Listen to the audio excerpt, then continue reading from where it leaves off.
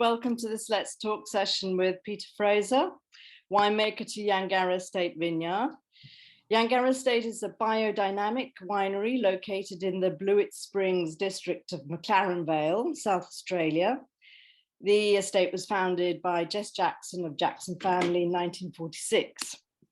Yangarra is known for its biodynamic Shiraz wines, as well as its other leading grape Grenache.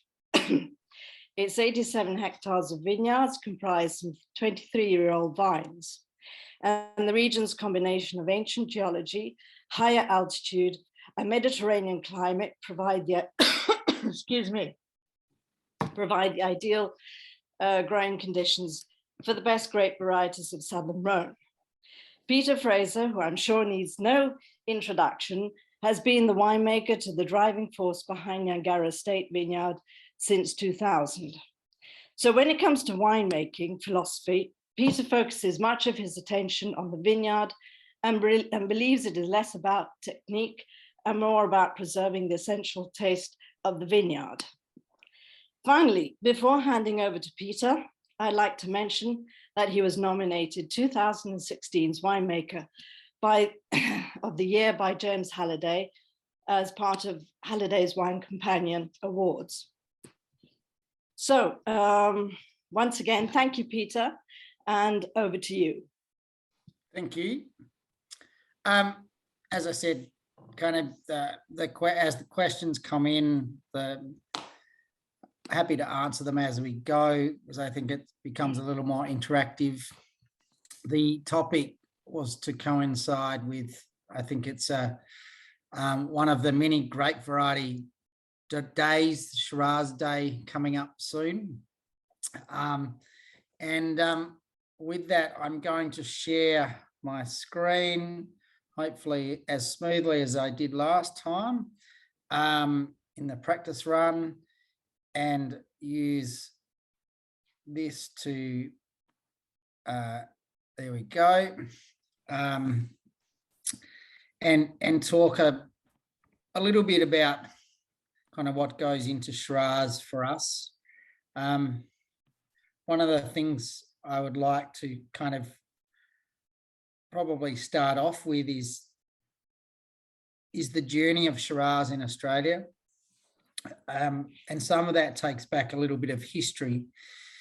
In the early days, reds in Australia were called claret, which probably signifies the ones that were blended with Cabernet and probably firmer structured wines, and probably was the advent of Shiraz Cabernet.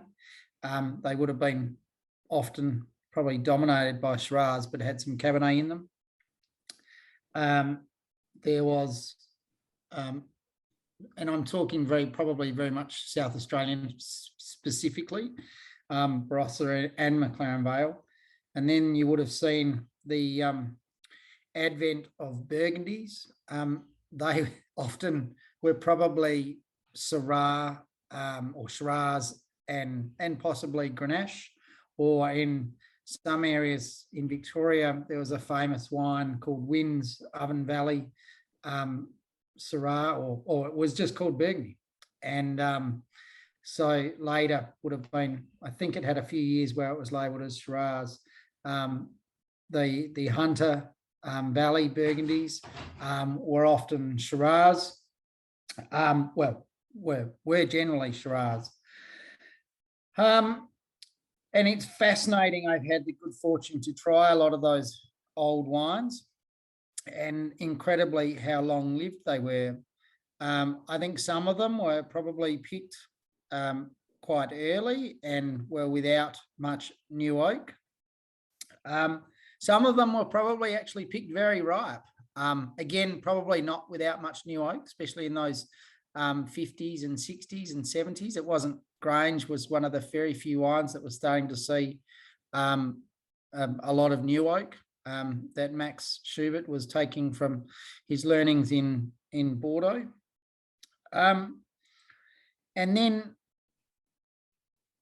And then there was also the wines called Hermitage, which were also Shiraz. So you had this very mixed bag of Shirazes, if you like, that were all called slightly something different, but they all had a very distinctive style.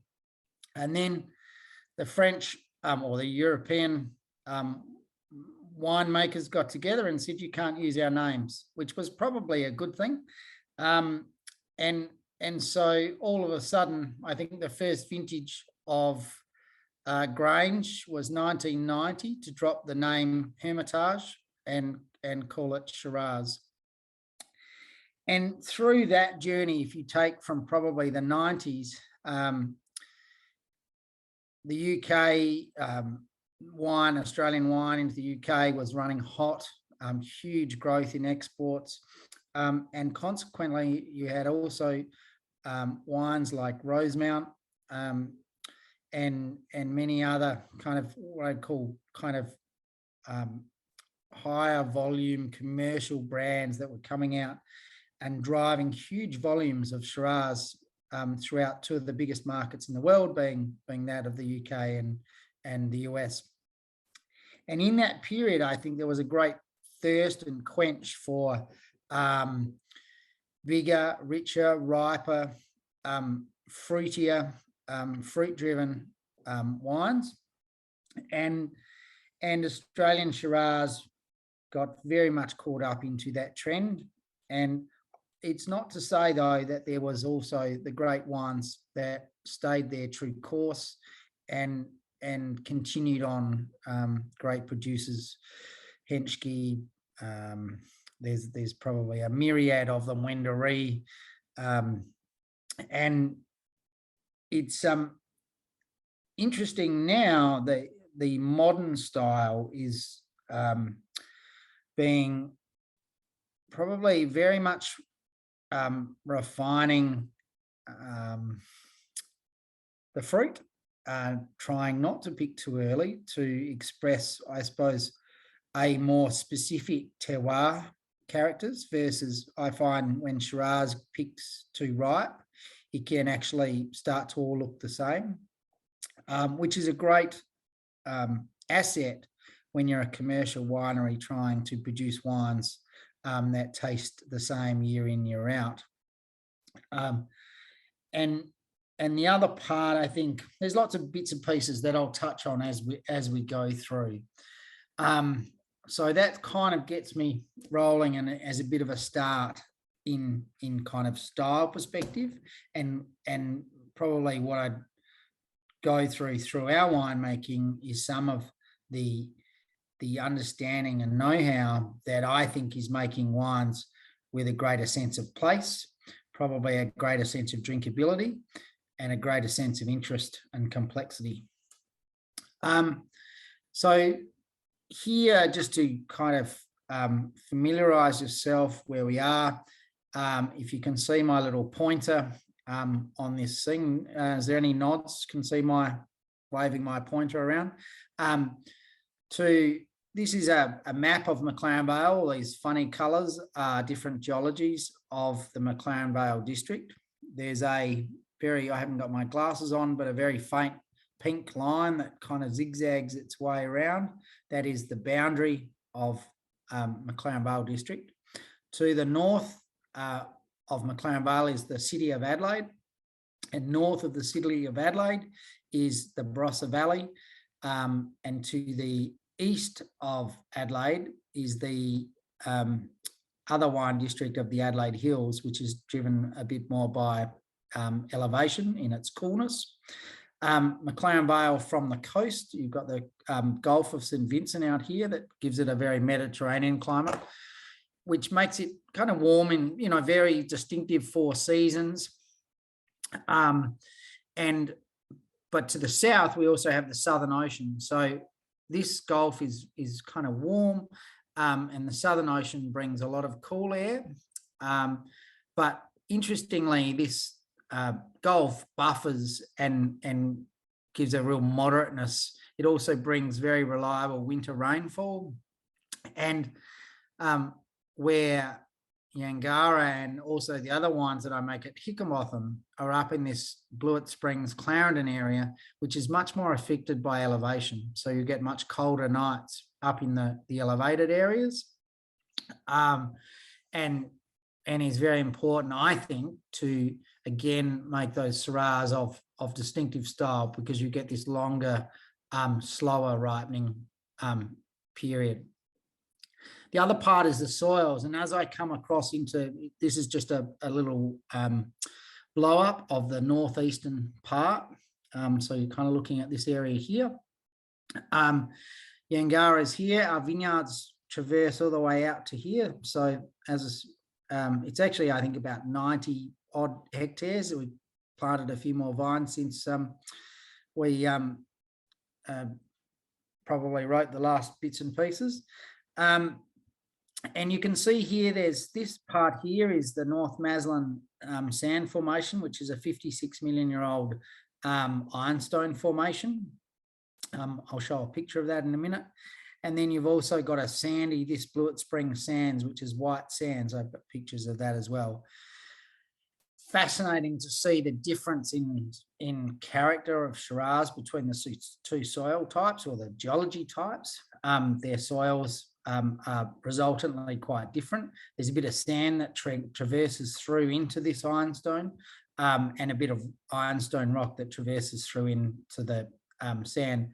You actually have this ironstone laying underneath this what do you call inland sand dune. It's an inland sand. It's not a marine sand. It's got no calcareous or shell type marine activity within it. This is the map of the estate. All the orange vineyards are Shiraz. The sand, there's this block, this block are very sand-like, and there's this block, and there's this block, this block, this block, and that block that are ironstone. The ironstone blocks tend to be much more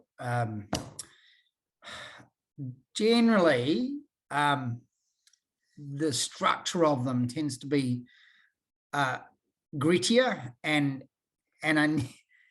it has a very much an iodide, meaty character. The Shiraz that grows on the sand, that's obviously has a clay layer underneath.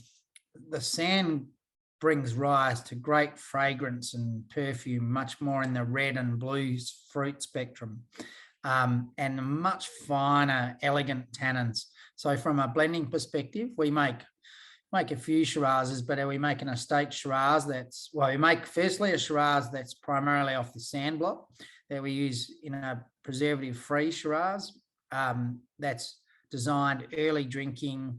I pick it quite early. So it is very much in that red blue fruit spectrum.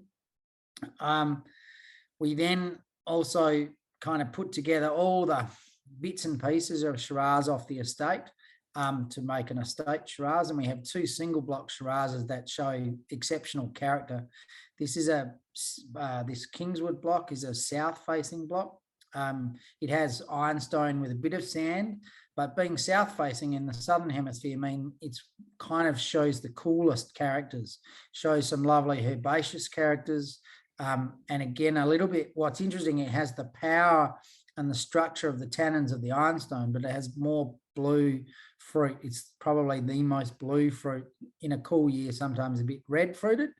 And then Iron's Heart, which is north facing, again, has a lot of concentration and power. But when I say concentration, the other part I was going to talk about in styles is some of the more expensive collectible Shirazes, or actually, I should say more the expensive Shirazes, can be quite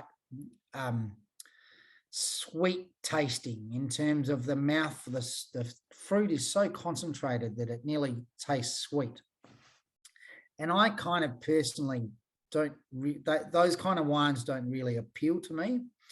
The great Shirazes that have structure and power of fruit of flavour, but not necessarily heavy or jammy.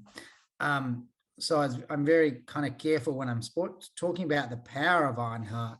It's more in that structural and concentration of flavour versus just viscosity of wine. Because of the climate, we're here to talk about Shiraz, but, we have pretty much all of the Southern Rhone varietals, and Grenache is probably one of the lead varietals in our region, although it only represents about 6% of our region. We're very heavy in Grenache.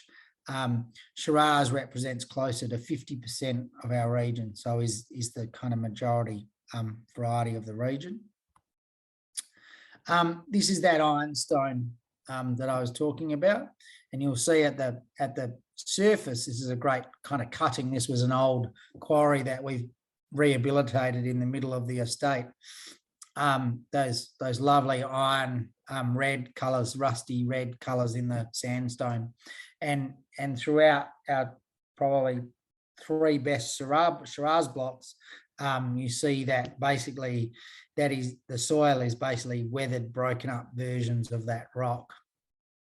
And like I said, they produce this weight and depth and beautiful structure to the tannins. This is actually at the top of the estate, in the middle of a bushvine Grenache block, it shows the white sands that you really don't see too many places around the world, and these are those sands producing that real fine and fragrance. One thing I didn't show you before I got into the winemaking was the vineyard side of things. To my mind, one of the other things that I think has been very important in the style of wine that we want to make is huge attention to detail in the canopy management. We have a single cordon, and we do vertical shoot positioning, probably much more to what you would see in Europe, and in kind of Burgundy, if you like. We don't have quite the same close planting in our trellis system of Shiraz, but there tends to be a lot of what I'd call sprawling canopies. For those of you who visited vineyards in both the Barossa and McLaren Vale, you see just large trellis bush-looking things. We feel that it's one part of our biodynamic and organic farming. We can't rely on chemicals to ensure that we don't get rot within our canopy. So we need really good airflow in our canopy. But we also see that with great sunlight penetration into the canopy, we get thicker skins, and we also get faster physiological flavour development. I think one of the challenges to Australian Shiraz is that the sugar, we get so much sunshine that the sugar is ahead of the flavour curve sometimes. And so producers end up having to hang the grapes out too long to get the right flavour ripeness or the right tannin ripeness. And in that stage, the wine has become quite heavy and viscous, versus at being able to pick at lower sugar levels, where the physiological ripeness has also come together. So I'd say that's one of the most critical things that we do in the vineyard. That's probably a little different to some of our other friends. But with that comes the potential for a little bit of sunburn. Before I get into how we kind of fix that, where you can get some raisioning, one of the things, and it was interesting in just my general love of Pinot and Nebbiolo, I was reading, doing some reading, and it was just interesting seeing other producers and their philosophies around when they pick and what they're doing, and generally even climate change. And Shiraz probably, and Grenache actually teaches me a lot, because Grenache has no tolerance for being overripe, in my opinion. And the wines that are picked too ripe are heavy and clunky and lose all the beauty of what is great Grenache. In our climate anyway. There might be some exceptional vineyards somewhere else that manage to circumnavigate that. Shiraz has a sweet spot, and it's not too early and it's not too ripe, but it's probably a slightly higher ripeness than, say, Grenache, which works out generally quite well. Shiraz ripens early, and I find generally logistically is really quite easy to fit into the winery. So that, and it is one of the most critical winemaking decisions after the exposure that we do in the bunches to our winemaking and the style of Shiraz that we want to make. This next photo is back to what I was talking about. Yes, we then picked it, but we've exposed it. We may have got some sunburn on various berries. This is a vibrating and sorting table. There's 3 of them. We've got one through to the bunches. The second one that's not showing is a slotted machine that takes out any small raisins. And this is what's called a mistral, which picks up and blows out any of the larger raisins. So you end up with all these whole berries coming through. We generally do about 20% whole bunch. And whole bunch is another thing that I use in my toolbox. In our winemaking in a warmer year, I might do more whole bunch. With the whole bunch brings more finesse.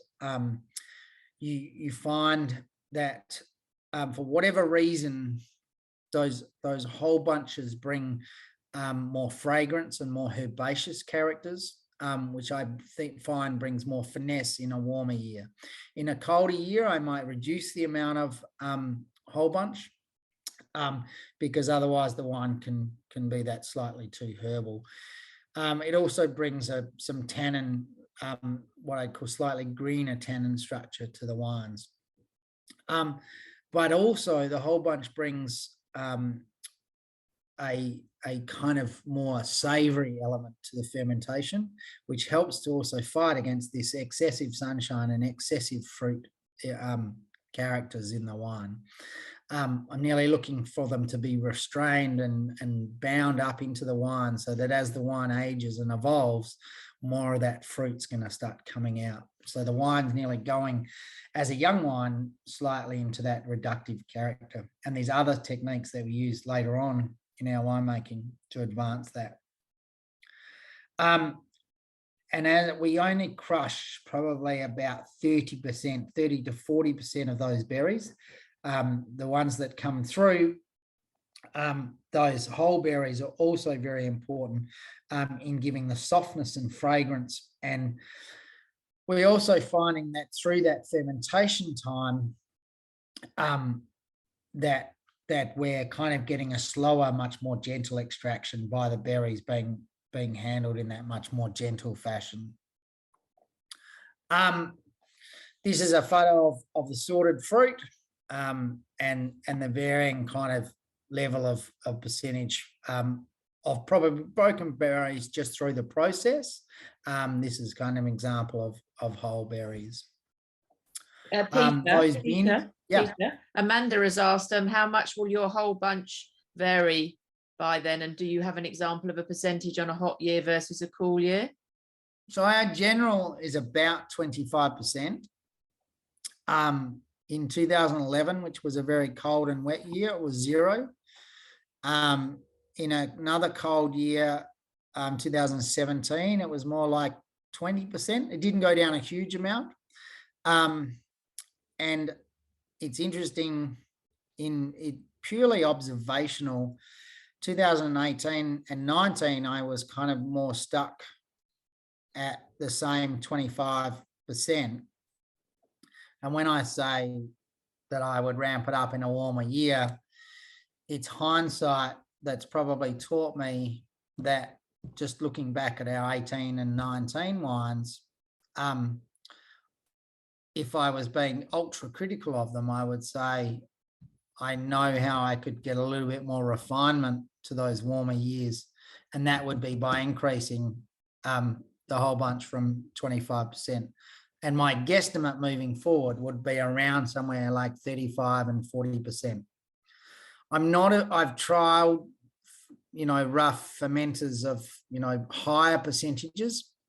And I find that I can sometimes run into stuck fermentations and all sorts of logistical issues from a fermentation perspective when I start to go too high.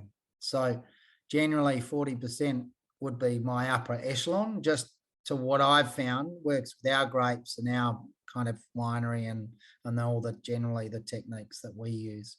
Obviously there's some great wines around the world that are, 100% and it works with their system. I've just never got on with it very well at that higher levels. Okay, thank you, Peter.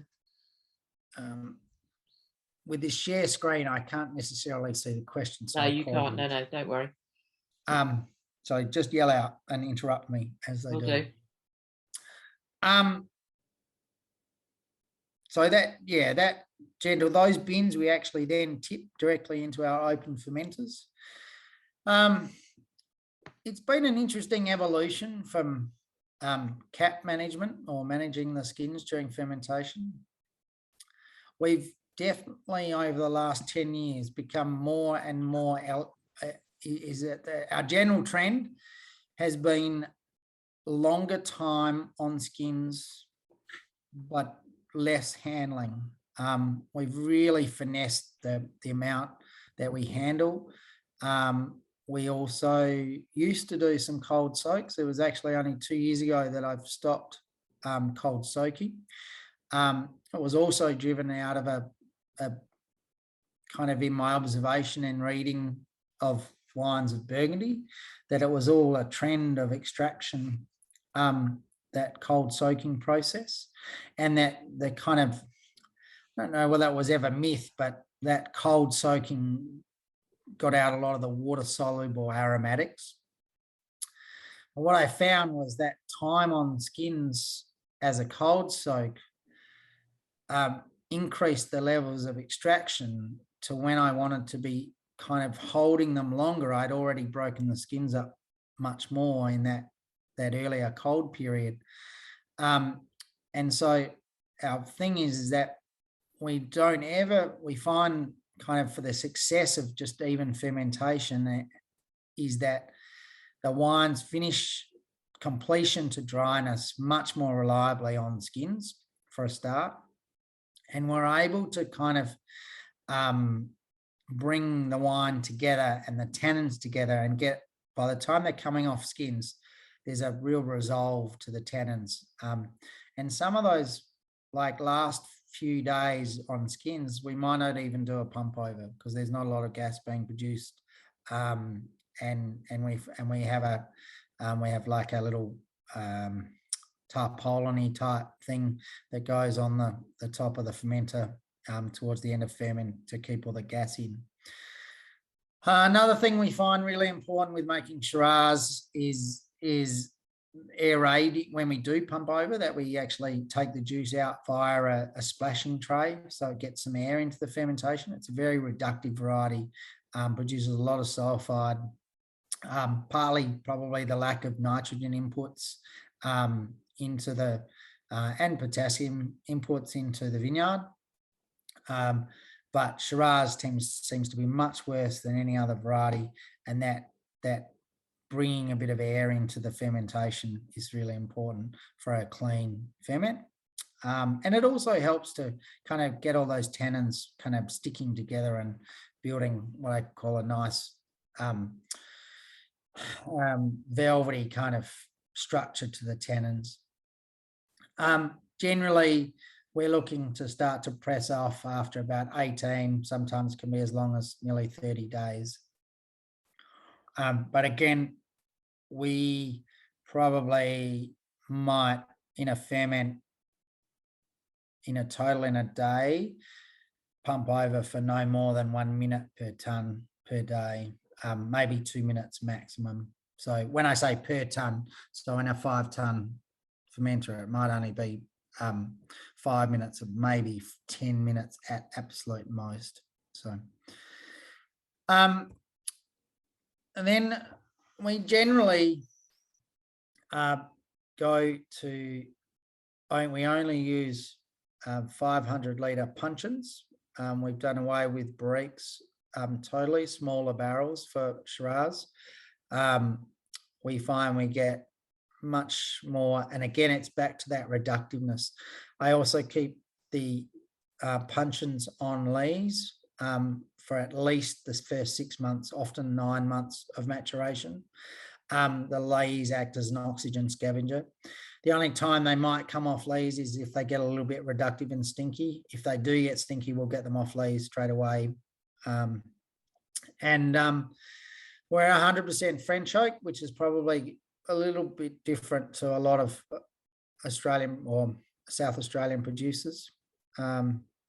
We tend to do quite low to medium long toasts where we're looking at fine grain, very low impact kind of barrels. We're looking for structure and spice. We're not looking for vanilla and smoky. There's one smoky type barrel that I use as very much a salt and pepper, bringing the wine. We want to showcase the place, not the oak. And the puncheons have been a great vehicle for doing that. And again, I think they help suppress that overtly fruitiness of our region, and more showcases the structure and the complexity of flavors that our site shows, and more of the mineral type characters versus just this overtly fruitiness. And then generally, some of the wines, there's a particular, the Kingswood wine only goes through Malo in smaller in the puncheons, and then would finish its complete maturation in Foudre.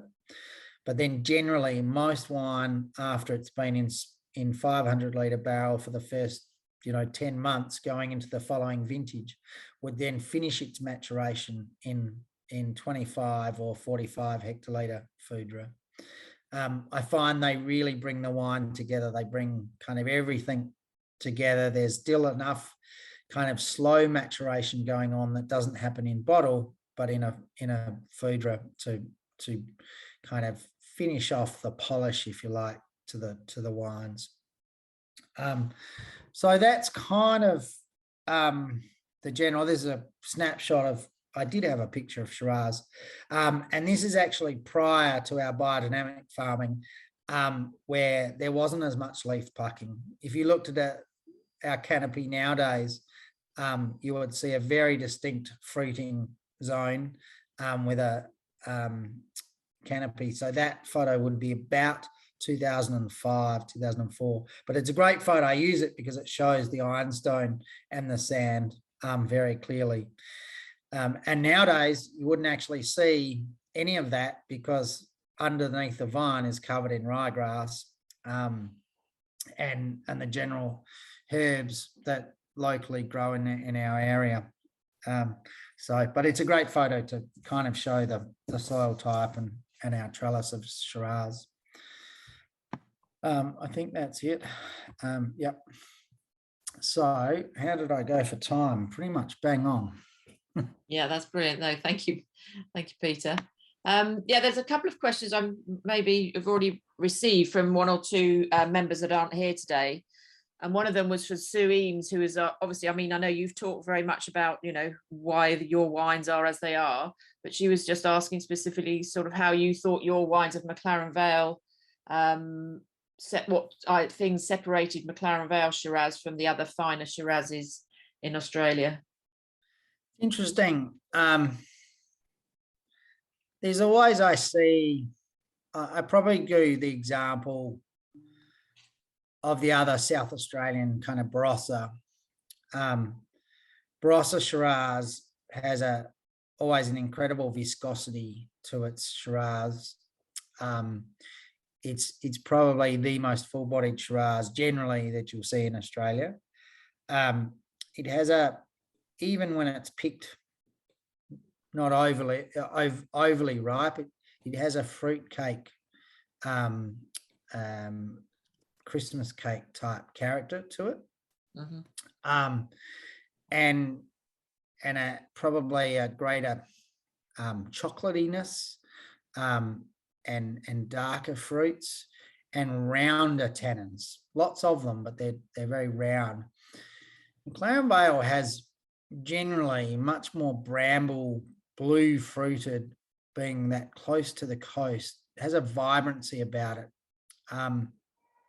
It generally doesn't have quite the intensity that Barossa has, I think, in a good way. But there are some producers that chase that. And I know, I know of growers that grow for Penfolds, specifically for their high-end programs, where they hang it incredibly ripe, to bring that level of concentration that they are looking for, some of those, for that blending. But they're also, even at those higher alcohols, there's a freshness that McLaren Vale brings that lifts the other areas. In its day, it was kind of said to be the middle palate of Australian Shiraz, because of that sweet fruit palate that it has. But as you go towards the hills, what's interesting, Blewett Springs especially, is becoming renowned for these finer boned, more elegant red fruited Shirazes, that are kind of garnering, a real liking within the sommelier world, and which is very exciting, because that's kind of smack bang where we are. And probably, I wouldn't say they're quite Northern Rhone-like, but there is as close to that as you will see in South Australia. You see a little bit of it in the Adelaide Hills as well, but sometimes in the Adelaide Hills it gets a bit cold and it can get a little lean and lacks a little bit of that lusciousness, and maybe even tannin ripeness that you still need with Shiraz. Yeah, so it's a fascinating time. We're definitely seeing this expression of interest and sales drive on Shiraz of more finesse, and that cooler part of McLaren Vale seems to be in a fabulous spot to deliver that. Yeah, I was thinking it was more of the temperature. A lot of the temperature, as you say, the cooler wines. You have that give you that distinguish you. There's Wink has asked a question about Rhone and Southern French varieties, so I'll hand over to Wink now. Oh, thanks. Hi, Peter. I saw on your map that you've got some very little quantities of Cru Noirs and Picpoul Noir and all the rest, and I just wondered sort of why you have them, how they're performing, and is it to do with insurance against climate change, or just whatever you can tell us, please? It's very much been I suppose a fascination around. One is an observation that Shiraz, for the most part, is a little bit on the decline in generally. I think it's still going to hold its own and obviously be around for the ages. And it is it's a relatively good heat and drought tolerant variety. It's also our story of Grenache and Shiraz from our vineyard. For us, we kind of see a inkling of climate to where we are to the Southern Rhone, and it was really very much a obvious kind of investigative kind of thing that we should be looking to be playing with some of these varieties. And when I'd seen some of these varieties, the spice and the fragrance and the complexity that some of these varieties bring, I think in small doses are very exciting. We make a blend, a red blend that is fascinating, that is really interesting and I put all those varieties together with Grenache. Grenache is the lead variety in that blend.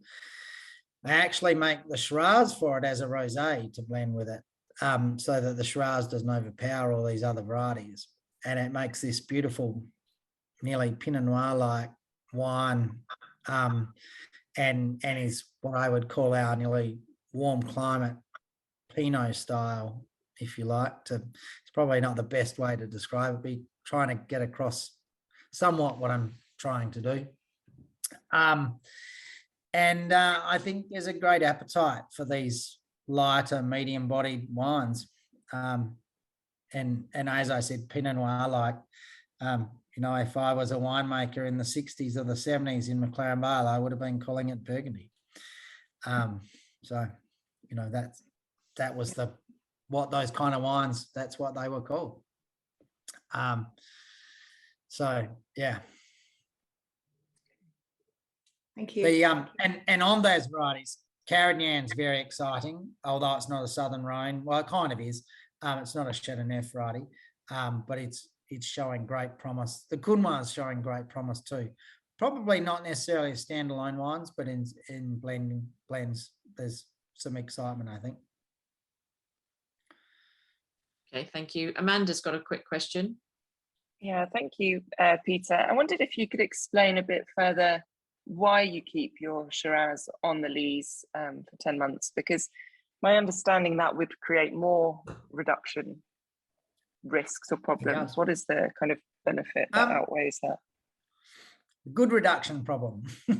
So I think we talk about reduction probably in too broad a term, as in, so reduction during fermentation, i.e. yeast producing sulfide, versus sulfide that happens when the wine is kind of maturing in a reductive state. I suppose that difference between rotten egg gas and that lovely gunflinty character that you see in a great Chardonnay or a Burgundy. And what I find is wines that are matured with that reduction from a maturation perspective is their longevity and their brightness and freshness is, I think, a greater result. But it's very important that the wine has had enough air during ferment and in clean enough, pristine condition when it does go to barrel and stays on lees. So it would be very unusual for us to have to rack a wine off lees in barrel. But if for whatever reason we hadn't got the ferment right and the time on skins right and the aeration right throughout that time, and we would take it off lees. But for the most part, that reductive state seems to nearly keep the wine in a more savoury state and slows down the tannin maturation so that the tannins, I suppose, are a little more crunchy and structured and tight and grainy. Every time you rack and return a wine from barrel, as they do in Bordeaux, because they're looking to soften and round those tannins. I'm nearly looking to keep the tannins a bit edgy and angular. So we're actually doing everything opposite but more to massage the wine to keep it in its slightly more reductive state without it being stinky. Fascinating, cool. Is that just with the Shiraz, or do you do the same for all of your reds? We do keep Grenache on lees as well. A lot of Pinot producers tend to do the same, more from an oxygen protection point of view. The other part is the lees bring a nice kind of textural mouthfeel as with that kind of contact on the lees, which I find adds a nice element that kind of ties in with the the slightly edgier, grainier tannins that I'm trying to showcase in our wines. Awesome. Is there any risk associated with leaving it on the lees for that long? Only bad reduction. Okay. So if you were not tasting it and you went into and the wine was a bit stinky, and then it became into that mercaptan irreversible sulfide situation, you'd be in a bit of trouble. The other part of doing that too is you also need to be very conscious of the temperature of your barrel store. Mm-hmm. If you are on lees, you've probably got a higher content of spoilage yeast in those yeast lees as well.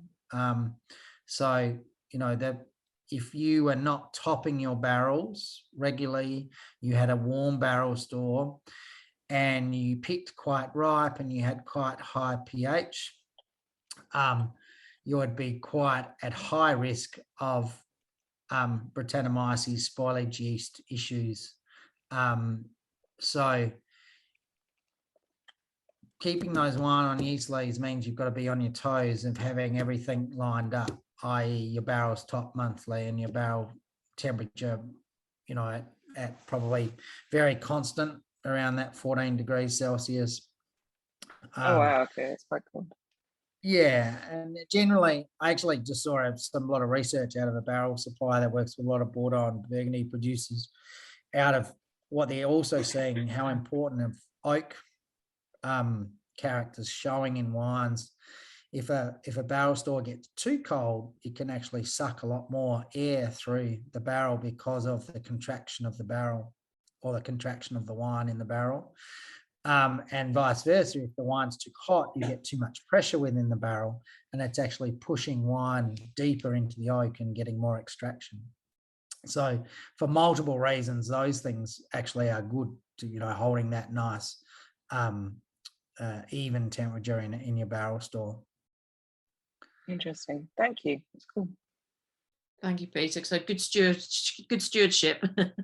Yeah, it's funny, that stewardship. I read a really great article a few years ago that was Andrew Jefford was interviewing Brian Crozer, and I wouldn't say Brian and I would necessarily see eye to eye on lots of things, but I couldn't agree with him more. They were talking about, I suppose, natural winemaking, which I'm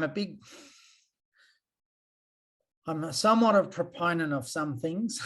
But the one thing that Brian spoke about was this constant observation and attention to detail, that you kind of, although you might not be doing huge amounts of interfering of, adjusting acid or huge extraction fermentations or using quite overt oaks or what have you, sometimes I can nearly catch myself as saying of minimal intervention, but we're actually having a lot of intervention through just attention to detail and watching and just refining all these lots of little 1%ers that I think bring a wine to the table that, because of all those things added up together, will showcase their place much better than another that either had less done to it or more done to it, if that makes sense. Yeah. So reflected in the quality of the wine at the end of the day. Yeah, exactly. And you can talk about it all you want, but if you do it, hopefully it'll show out in the wine quality that you do. Okay, and the one I know you have touched on this, and is a question that's Chuck Byers in Ontario has asked about how climate change is affecting your estate in particular. I think being more as nimble as we can in terms of picking. You're seeing probably narrower windows to pick optimum picking. We have a lot of bush vines. We have a lot of things in our vineyard that mean that we need to hand pick. So picking in narrow windows has its own challenges. It also puts a huge strain. You're trying to get every bit through, at the moment we're seeing our window is about 3 weeks. If climate change continues, and maybe it could be 2 weeks. So we've got to keep gearing up to be able to then swipe the whole vintage through the winery in 2 weeks, including the picking of it all.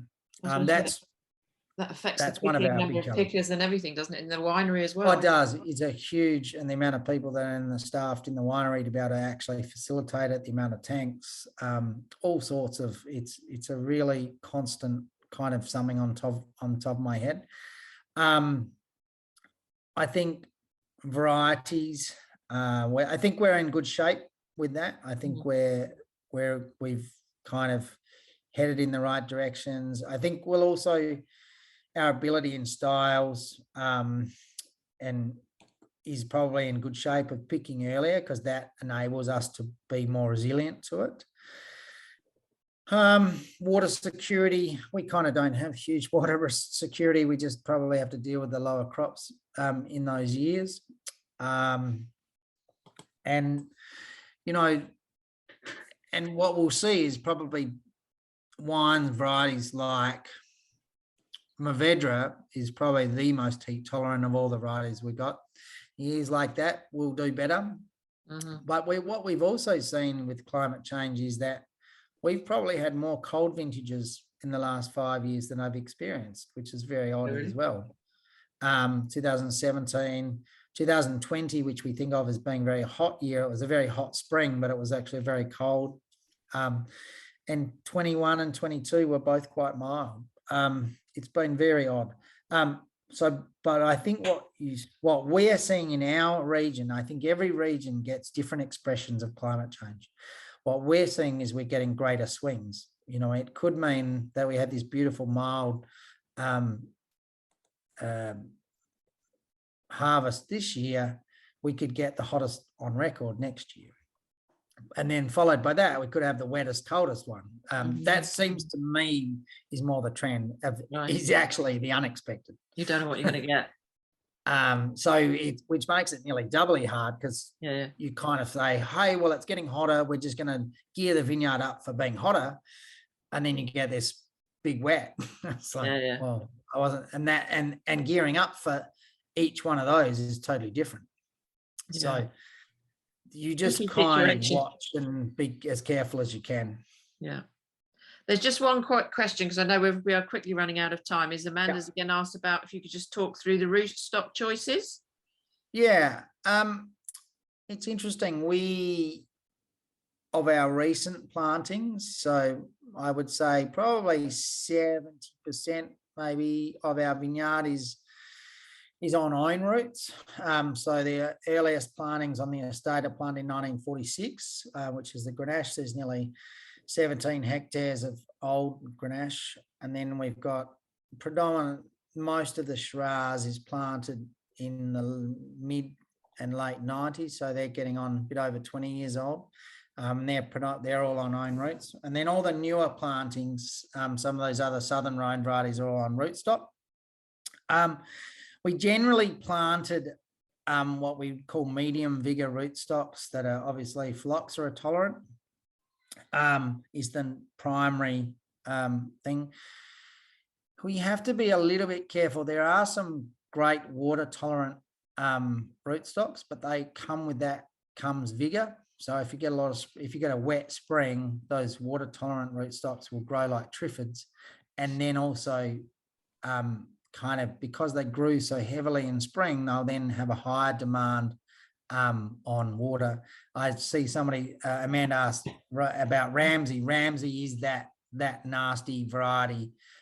For our region, Ramsey will grow triffids in spring in our climate, and then fall over in the actual ripening period. They seem to work incredibly well in the Riverland. In warmer, hot, they kind of nearly need hotter climates than ours to perform. There was a bunch of Shiraz planted in Blewett Springs on Ramsey And these vines nearly touch each other between the rows. They grow so intensely. So it's finding, I think we've got a one that we really liked is Paulson. Like I said, a medium vigor, medium kind of thirst for water that seems to grow a nice balanced kind of vine. And there's definitely more work to go onto that. The other part that we're seeing is not really Shiraz related, but we're seeing, you know, Grenache, the scarcity of Grenache, and it's very limited plantings in McLaren Vale, although we're so well known for it. We want to plant more, but we're kind of waiting on more clonal diversity, which is actually only just coming. You know, we don't know a lot of the old vines grow great wine, but is it because they're just old vines, or is it because they're a good clone?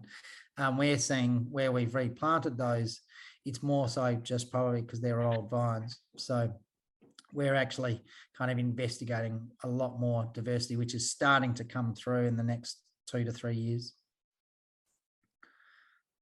Okay, thank you, Peter. That's my pleasure. No, I think I hope that was just enough, or not too much, not too boring.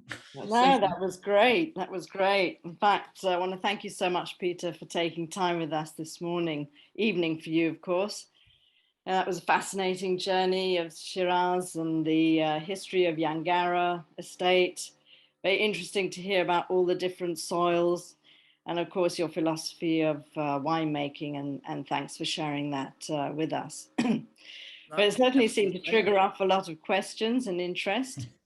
And I'd also, of course, like to thank Millie Wiggin of Lux PR Agency for organizing that for us. And yeah, it was really great. Thank you so much. Thank you. Fantastic. Thank you.